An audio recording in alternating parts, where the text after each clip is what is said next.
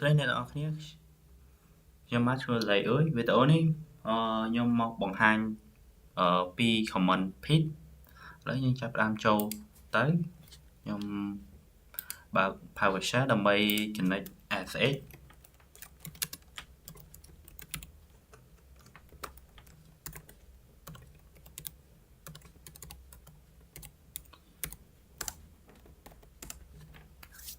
ឥឡូវយើងចាប់ផ្ដើម connect បានហើយមុនដំបូងគឺយើងឆែកមើល user name UMI នេះគឺ connection របស់ខ្ញុំuser របស់ខ្ញុំឥឡូវយើងចាប់ផ្ដើមចូល comment ទី1គឺ ls.lx comment នេះគឺវា show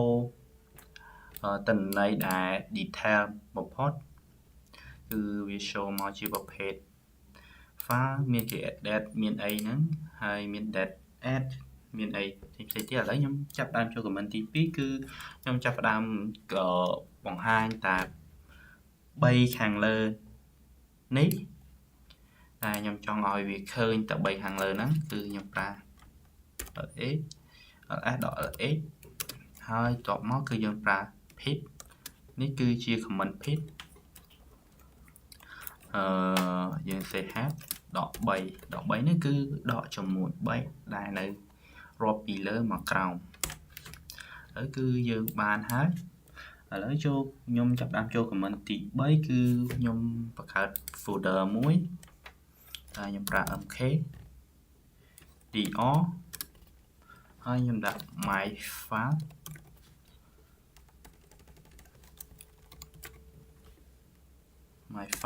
ហើយខ្ញុំ ls ដើម្បីមើល file ហ្នឹងថាខ្ញុំបង្កើតបានហើយនៅបាទនេះគឺជា file របស់ខ្ញុំហើយខ្ញុំចាប់ផ្ដើម cd my file ហើយខ្ញុំចាប់ផ្ដើមចូលម្ដង file ហើយគឺខ្ញុំចូល comment បន្ទាប់ទៀតគឺ សំដៅ comment nano នេះខ្ញុំបង្កើត file មួយគឺ file txt គឺ txt ខ្ញុំដាក់ឈ្មោះថា text testing txt ហើយ nano នេះគឺជា comment ដែល text editor នៅក្នុង terminal ដែលបង្កើត file ឈ្មោះ text testing txt ឥឡូវខ្ញុំចាប់ផ្ដើម enter ឥឡូវយើងចាប់ផ្ដើមសរសេរទិន្នន័យចូលគឺ number 1 enter មកគឺ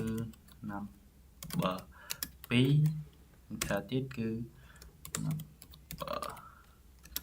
3គឺខ្ញុំប្រើចំនួន5 number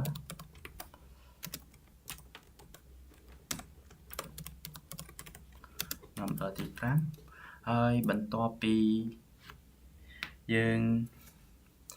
សរសេររួចហើយយើងត្រូវ control x ដើម្បី save ហើយយើងចុច yes គឺយកអក្សរ y ជាដើម្បី yes ដើម្បី save ហើយបន្ទាប់មកគឺយើងចេញគឺយើងចុច control c control x សំទោសខ្ញុំចុច control y ហើយយើង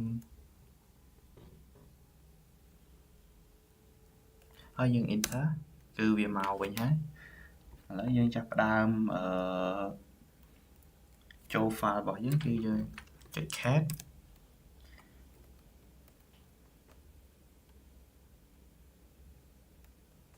យើងចាប់ផ្ដើម cat testing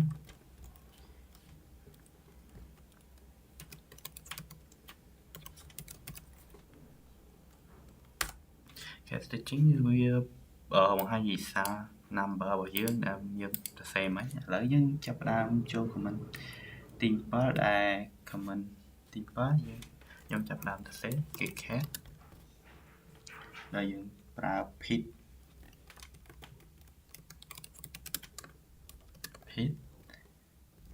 n line head ដក3ហើយគឺមាន comment ថ្មីមួយគឺ comment ln nl គឺ comment នេះគឺជា line number គឺវានឹង set លេខនៅខាងនេះគឺរាប់ពី1 2 3ហើយខ្ញុំសាកខ្ញុំចាប់ផ្ដើម enter អូសុំទោសខ្ញុំ comment ខ្ញុំភ្លេច testing នេះខ្ញុំភ្លេចដាក់ tt ហើយយើងតទៀត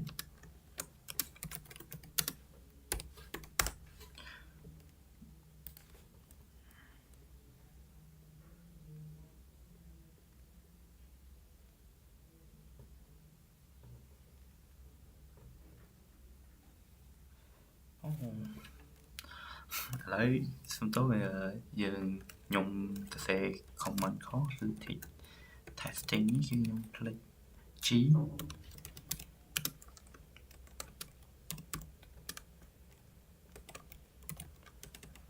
យើងម្ដងទៀតឥឡូវយើងវាចេញ result មកហើយគឺបែបនេះហើយខ្ញុំចាប់ផ្ដើមចូល comment បន្ទាប់ទៀតគឺ cat ដដែលខ្ញ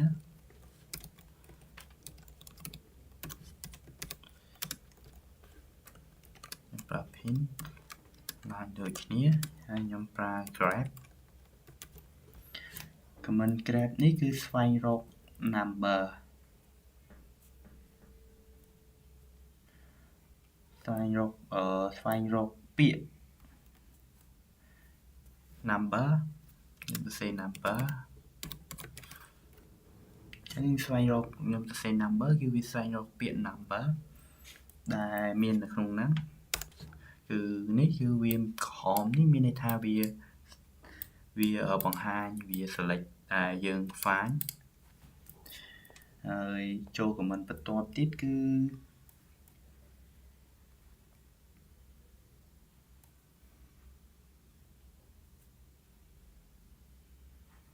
comment ប្រកបទៀតគឺយើងចាប់ផ្ដើមចូល comment តទៅទៀតខ្ញុំសុំចេញសិនឥ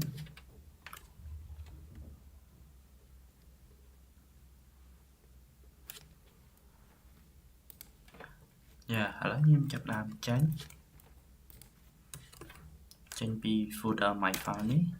ហើយបន្ទាប់មកគឺខ្ញុំប្រើ comment ចុងក្រោយគឺចាប់ផ្ដើមសរសេរ comment ចុងក្រោយគឺ ls.ls គឺ nl ហើយតមកគឺ tab អានេះគឺ comment ថ្មីមួយទៀតហើយគឺ comment tab នេះគឺចាប់យកពីក្រោមទៅលើវិញចំនួន3ដែលខ្ញុំដក3នេះគឺមានថាចំនួន3 tab នេះគឺចាប់ដើមចាប់តនន័យពីបង្ហាញតនន័យពីក្រោមឡើងទៅលើបាទនេះ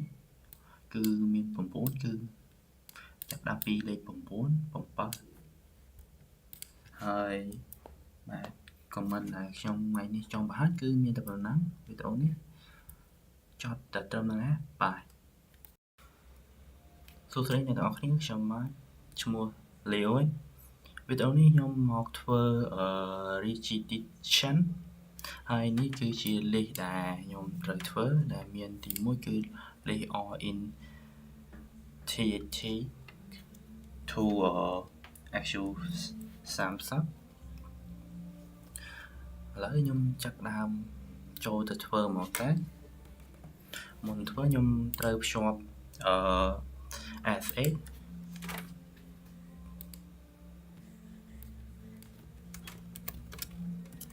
animation SA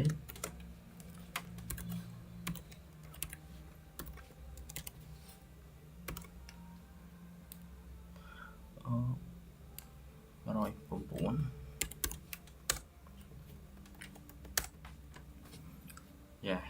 ខ្ញុំ connect បាន បានហើយឥឡូវខ្ញុំចាប់ផ្ដើមឆែកuser who am I បន្ត who am I បាទនេះគឺជា user របស់ខ្ញុំ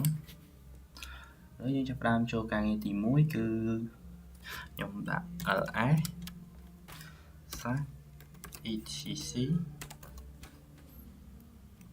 etcធំជាង su30.th ដែល list etc/etc នេះបង្ហាញបញ្ជី file នៅក្នុង folder directory /etc ហើយសញ្ញាធំជាងនេះគឺស្មើនឹងredirect បញ្ជូនoutput ហើយ su30 នេះជា file ដែលត្រូវរក្សាទុកអញ្ចឹងខ្ញុំចាប់ផ្ដើមចុច enter ចូលឥឡូវវាខ្ញុំបានរក្សាវាទុកហើយឥឡូវយើងចាប់ផ្ដើមបង្ហាញវាវិញដោយយើងប្រើ command cat su30.th enter ហើយនេះគឺជាដែលយើងបានoverride វាចូលទៅក្នុង file ហ្នឹងគឺមានប៉ុណ្ណឹងហើយយើងចូល command ទី3គឺ command ទី3គឺការងារទី3ដែលយើងនេះគឺ list etc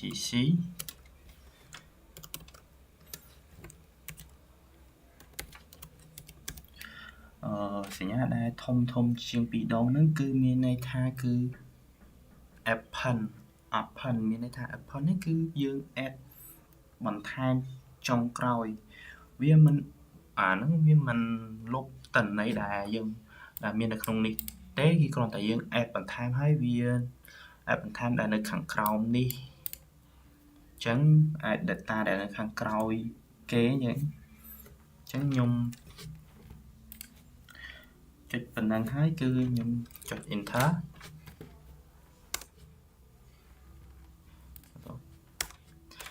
ហើយវា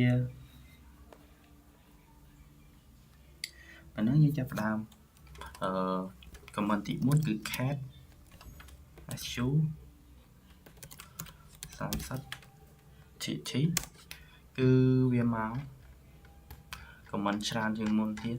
ដែលយើង override ចូលក្នុង file តែមួយហ្នឹងហើយវា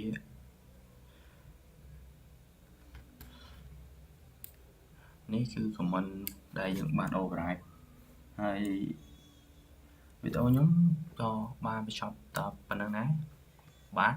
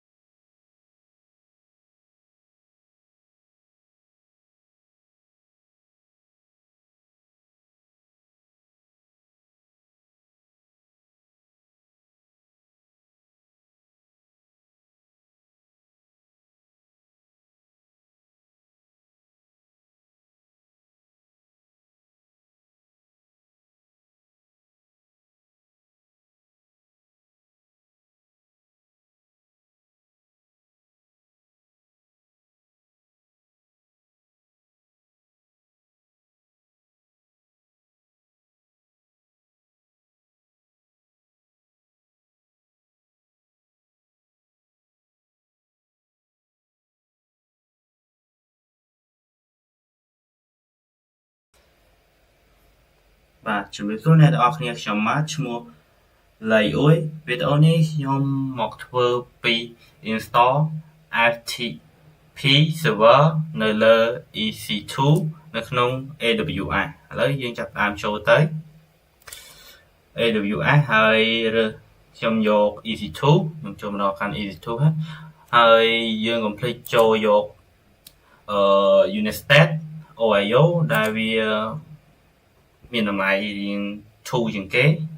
បន្ទាប់មកយើងចាប់ផ្ដើមចូលទៅបង្កើត security គ្រប់មួយសិនហើយយើងចាប់ផ្ដើមចូលទៅរក security group ហើយចូលមកដល់កន្លែងនេះគឺយើងចុច create security group ហើយបន្ទាប់មកយើងចាប់ផ្ដើមដាក់ឈ្មោះ own security ខ្ញុំដាក់ថា learn នេះឥឡូវយើងបានដាក់ឈ្មោះរួចហើយបន្ទាប់មកទៀតគឺយើង description នេះវា require បើសិនជាយើងអត់ដាក់វានឹង require អញ្ចឹងហើយខ្ញុំដាក់ហ្មងទៅខ្ញុំដាក់ថា for learning តទៅពីដាក់នឹងហើយយើងអូសមកក្រោមឥឡូវយើងបំពេញរួចហើយយើងចាប់តាម create security security group ឥឡូវ security group យើងបង្កើតបានហើយឥឡូវយើងចាប់ដើមចូលទៅដល់កន្លែងនេះយើងចុចលើ instance ហើយយើងចាប់ដើមចុចផ្ដើម launch instance តបមកដល់កន្លែងនេះយើងដាក់ឈ្មោះថា FTP server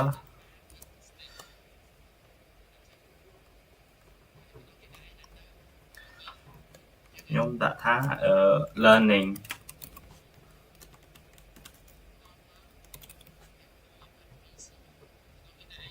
ហើយតមកយើងរើសយក view បន្ទុំ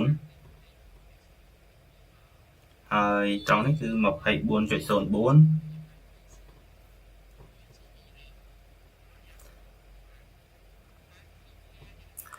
ឥឡូវយើងចាប់ដើមមកដល់ key pair ខ្ញុំ create ថ្មីដាក់ថា EC2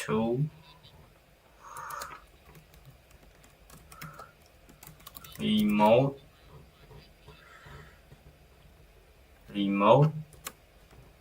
learn នេះហើយយើងយក PM នេះយើង create key pair ហើយយើងចាប់ដើម download ហើយបន្ទាប់មកទៀតយើង allow S8 នេះមកហើយបន្ទាប់មកយើងចាប់ដើមរើសយក security group ហើយយើងចាប់ផ្ដើម search ឈ្មោះយើងមិញគឺនេះគឺឈ្មោះរបស់ខ្ញុំមិញគឺ own security ហើយតបមកដល់នេះគឺយើង config storage សម្រាប់នេះគឺយើងចាប់ដើមទៀតយើងដាក់ត្រឹម 10G បានហើយតបមកទៀតគឺយើងចាប់ដើមចុច launch instance ហើយចាប់ផ្ដើមដែរយើងចូល instance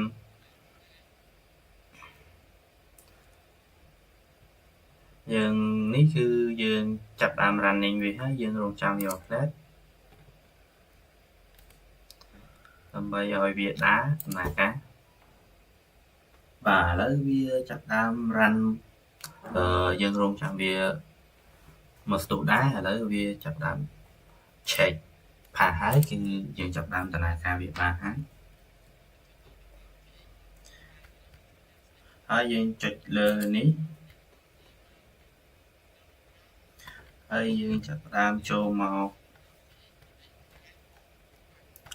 ហើយយើងចូលចុចមក connect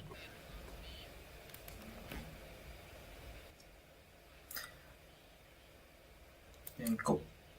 copy នេះមួយដើម្បីយើង note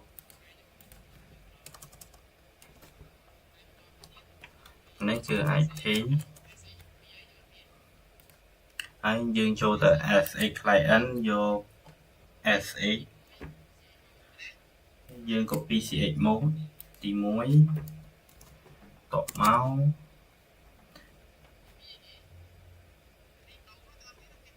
ទី2គឺ SX នេះហើយអានេះគឺបិទបើកម៉ូតូបិទបើកម៉ាស៊ីនយើងគឺវានឹងផ្លាស់ប្ដូរ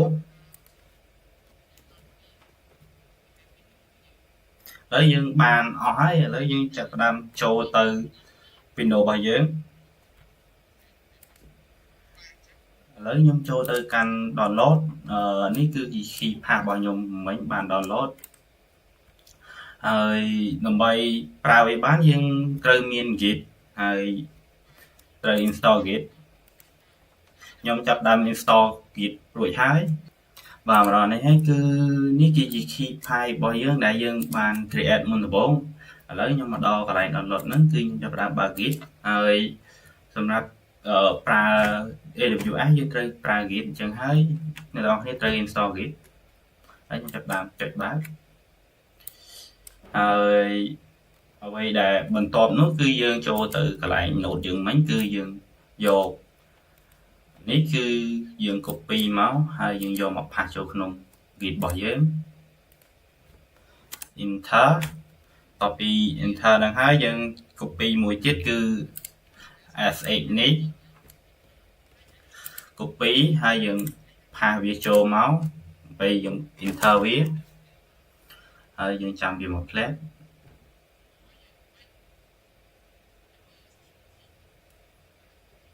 ឥឡូវយើងបើកមិញគឺឲ្យបានចូលទៅគឺវា time out ហើយឥឡូវយើងចាំយើងទៅឆែកមើល security គ្រប់របស់យើង SX យើង port លេខម៉ានគឺលេខ22ឥឡូវយើងចូលទៅឥឡូវយើងមកដល់កន្លែង security group ហើយយើងចាប់ផ្ដើមចុចយក security group របស់យើងដែលយើងបង្កើតមិញគឺឈ្មោះ own security group learning ឥឡូវយើងចុចលើវាតបមកគឺយើងចូលមក add bound rule edit bound rule ហើយយើងគឺ add rule ហើយខ្ញុំចាប់ផ្ដើមយក TCP តបមកគឺយើងយក search នេះគឺ0ហើយ description វាដាក់ថាខ្ញុំគ្រាន់តែដាក់ចោលទេគឺដាក់ថា learning យើងចុច save rule ហើយយើងចាប់តាមចូលទៅ Windows របស់យើងវិញហើយខ្ញុំចុចមួយគឺមកហើយយើងចាប់តាម enter ម្ដងទៀតហើយយើងចាំវាបន្តិចឥឡូវគឺចូលមកដល់ហើយយើងទៅសេថា yes ហើយចាប់ផ្ដើម connect ហើយយើងចាប់បានចូលមកដល់ក្នុងយមទូ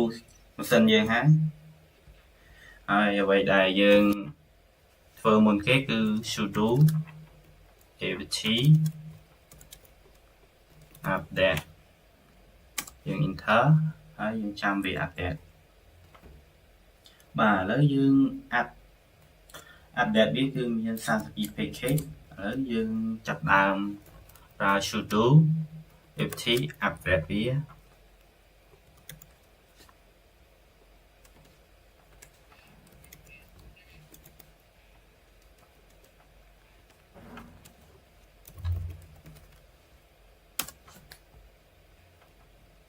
ឥឡូវយើងយកវាយធំហើយចាប់ផ្ដើមរងចាំវាបន្តិចបាទឥឡូវយើង upgrade វារួចហើយលឿនឬឆាប់អាហ្នឹងអាស្រ័យលើអ៊ីនធឺណិតរបស់អ្នកគ្នាហើយខ្ញុំ upgrade រួចហើយបន្ទាប់មកទៀតគឺយើង install យើងសរសេរ command មួយ sudo ឥឡូវខ្ញុំដាក់បែបនេះអ្នកគ្នាស្រួលមើល ណានៅក្នុងនេះយើង ft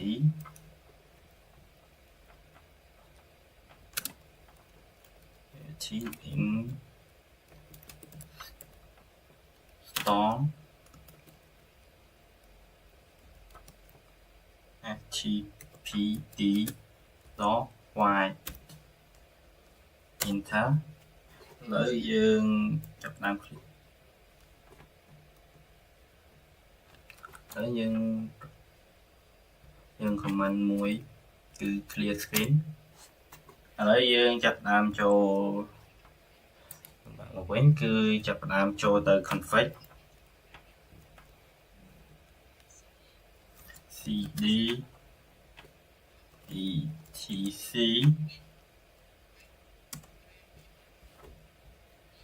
ឥឡូវយើងចូលមកដល់ហើយយើងចុច list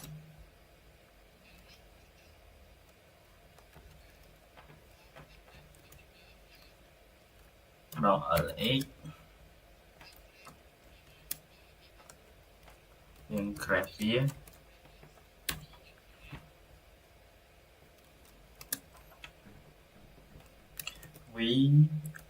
vsft d dot con s យើង enter មានឥឡូវវាចាប់បានមួយ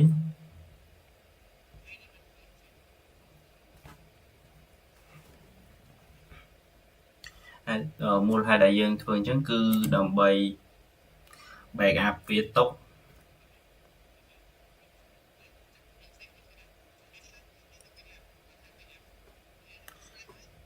ឥឡូវយើងចាប់ផ្ដើមសរសេរ comment backup មួយ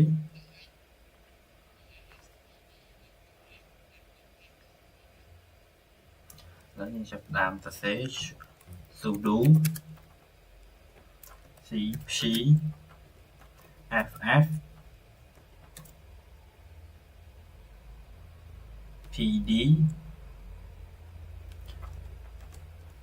ft pd con f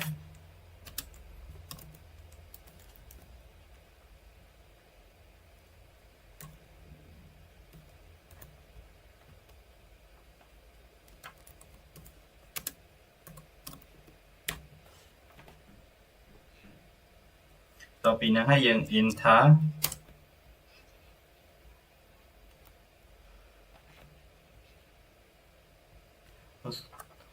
រាល់គ្នាគឺខ្ញុំចង់ space ហើយខ្ញុំ enter ម្ដងទៀតបានហើយឥឡូវយើងចាប់ផ្ដើមចង់ដឹងយើង grab វាមើលគឺនេះគឺយើងបាន create មិញហើយយើងបាន backup មិញតមកគឺយើងចូលទៅមួយទៀតចូលទៅ config មួយទៀតគឺ sudo nano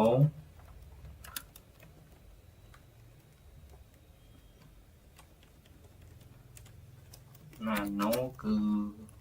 stf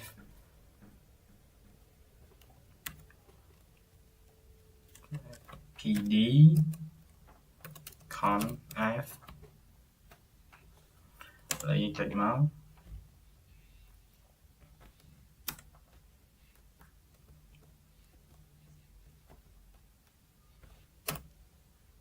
ហើយខ្ញុំ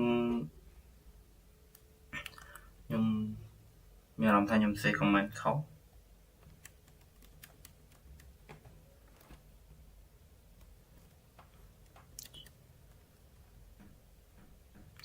ខ្ញុំសេខុសគឺ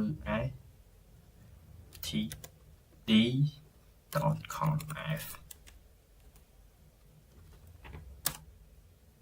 នេះយើងចូលមកដល់ហើយយើងចាប់ដើមទៅកែ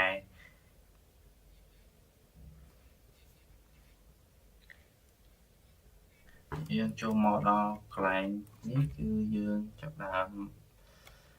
ចូលមកកន្លែង local enable នេះគឺវាយសាប់ហើយតែយើងទៅរកមើល comment មួយទៀត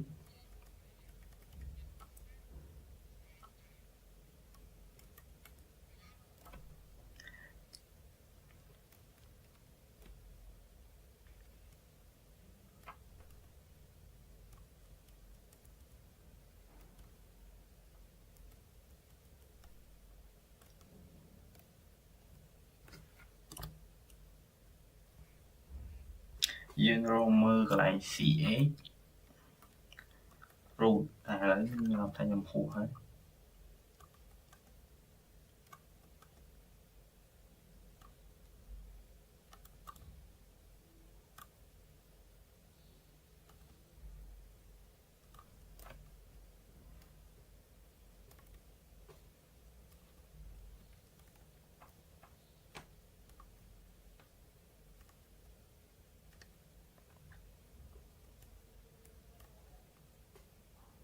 choose root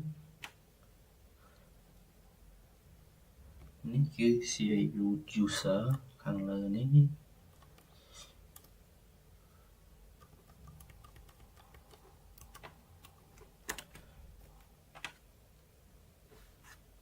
ដល់ហើយយើងគឺថែមមួយទៀត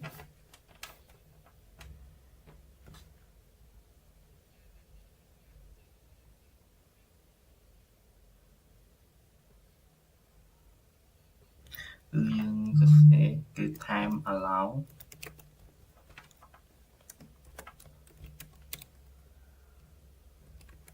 right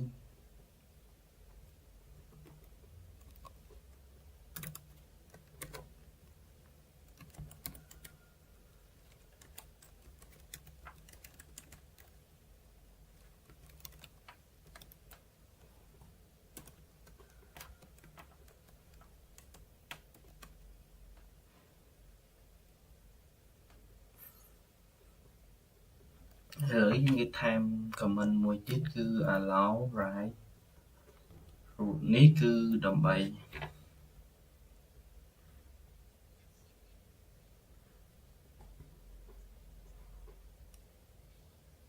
ហើយយើងចូលទៅ row មួយទៀត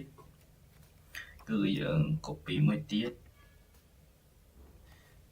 ចុងចុច line គឺយើងមាន comment 3ទៀតគឺ PSV enable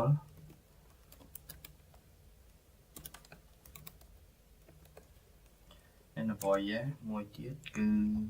PSV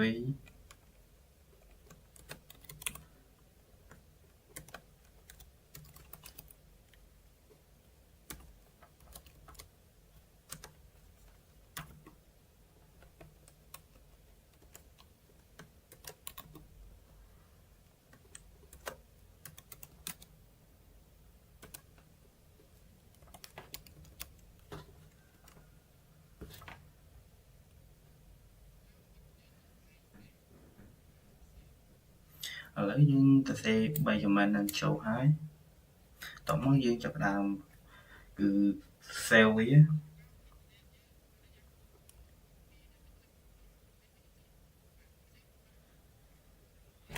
Ctrl X file ចុច enter configuration រួចហើយយើងចាប់ផ្ដើមធ្វើការងារបន្តទៀតគឺយើងចាប់ផ្ដើម restart វា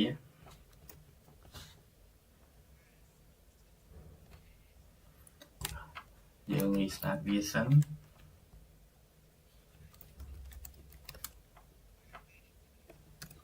sudo system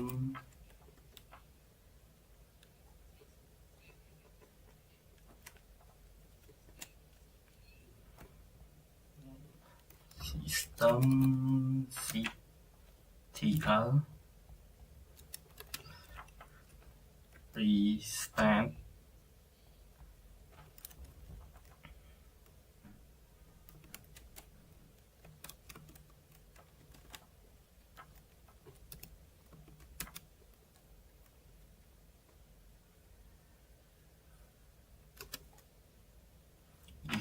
as hd dot service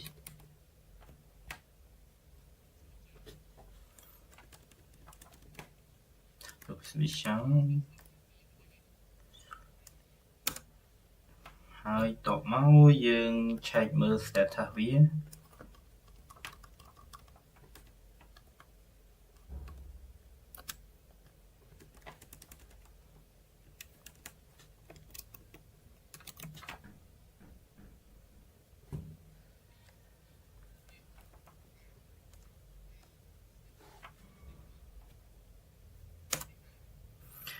ឥឡូវវាចាប់ផ្ដើម active ហើយ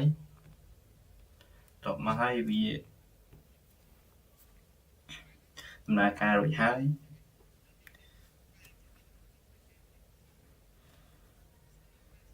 ឥឡូវយើងធ្វើរួចអស់ហើយឥឡូវយើងត្រូវកម្មវិធី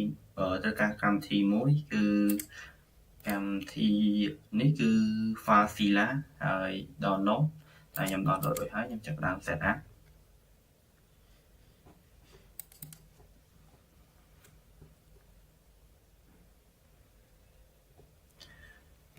ចេះ click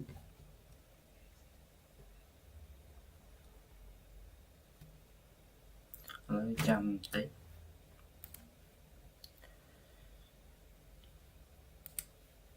ហើយយើងយកអានេះគឺកម្មវិធីវាមកជាមួយទេយើងយក Eli វាចោលទៅ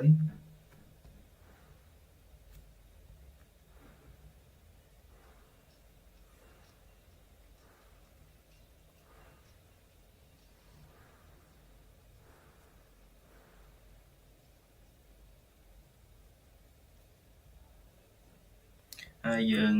យក all user ចុច next យើងយក select desktop icon មួយទៀតចុច next ទៀត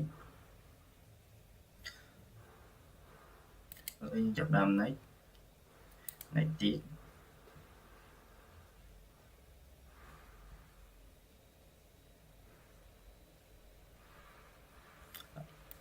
ឥឡូវវា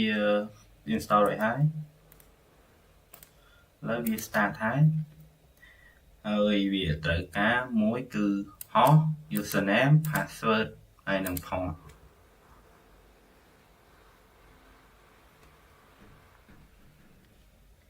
ឥឡូវយើងចុច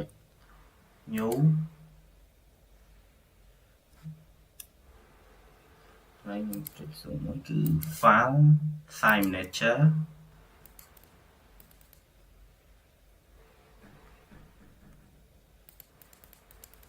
แล้วយើងចុច new site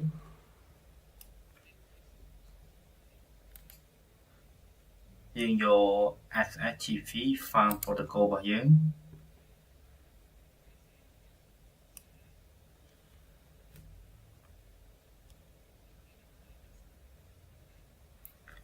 ឥឡូវយើ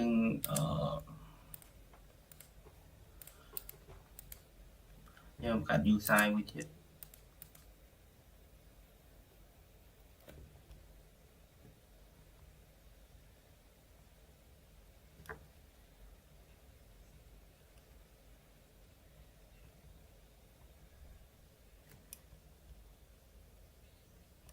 ឥឡូវយើង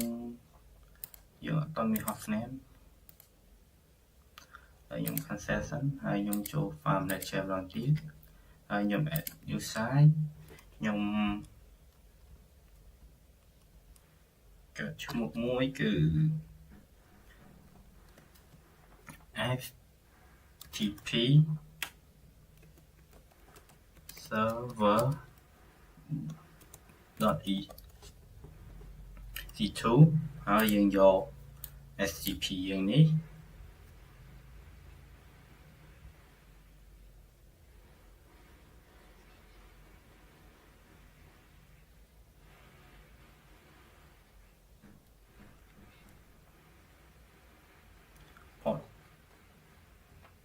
របស់យើងគឺ21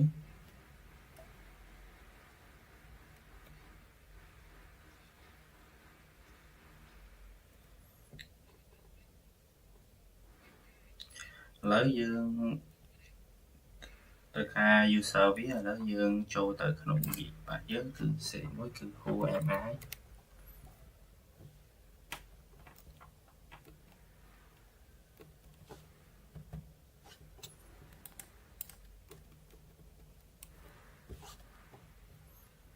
ឥឡូវដូចចង់កែង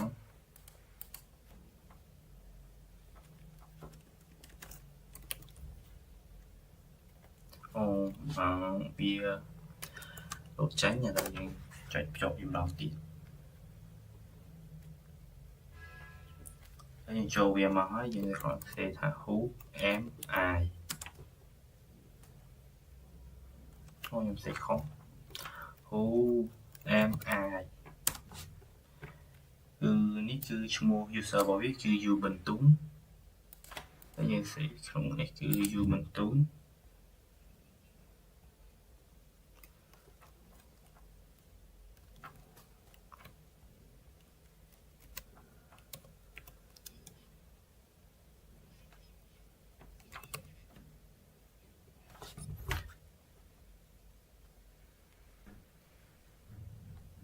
ហើយនេះគឺជា key file ហើយយើង add key file របស់វាគឺនៅនេះ